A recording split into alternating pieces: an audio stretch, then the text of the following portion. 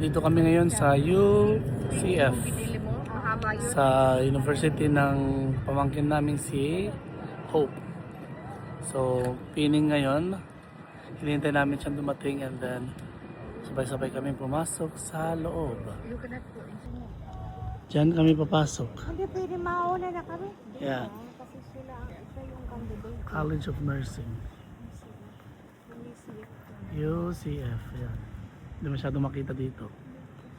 Pero yan ang university.